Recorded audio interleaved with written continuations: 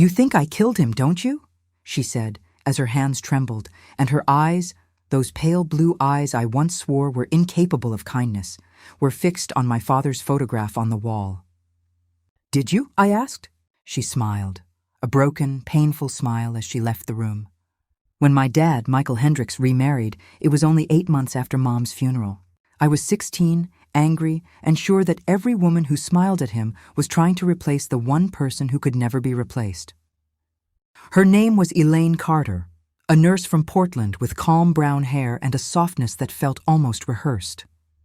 "Dad said she was the kindest soul you'll ever meet, Jamie." I said nothing, because kindness, in my book, had an expiration date. At first, Elaine tried everything.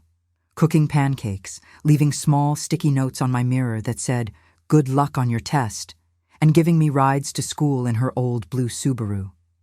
But she was too perfect, and perfection is the kind of lie that makes your skin crawl. The first time I shouted at her, she didn't even yell back. She just said, "I'll wait until you're ready to talk to me like a person, not a wound." I hated her even more for that. 3 months after the wedding, Dad started forgetting things. It was little at first, misplacing his keys, missing work calls, forgetting to pay bills. Then one night he collapsed. The doctor said it was an overdose of his heart medication, too much digitalis in his system. But I noticed something. Her nursing bag, the one she always kept by the fridge, was gone that night. And when the police came asking questions, she said she'd cleaned it out earlier.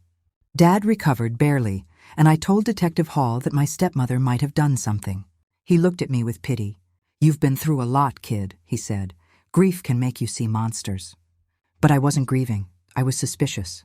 Then, 2 days later, I found a bottle of digitalis in the store. Elaine swore she didn't know how it got there. Dad died 6 months later in a car crash, or so they said. Rainy night, brake failure, a drunk driver 2 blocks away. Elaine cried at the funeral like she'd lost her soul. I didn't.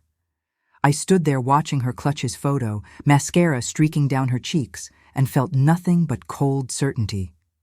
She killed him. I moved in with my aunt, cut all ties. Then, on my 18th birthday, I got a letter. It was from my dad, dated 2 weeks before he died. "Jamie, if anything happens to me, please don't blame Elaine. She's been keeping a secret for my sake. I didn't want you to worry. When you're older, you'll understand that love sometimes hides itself in pain." I read it 20 times. Then I went back to the house. Elaine was gone, moved out, disappeared. The house was sold? I thought that was the end. Until 5 years later, I saw her again on the news. To be continued.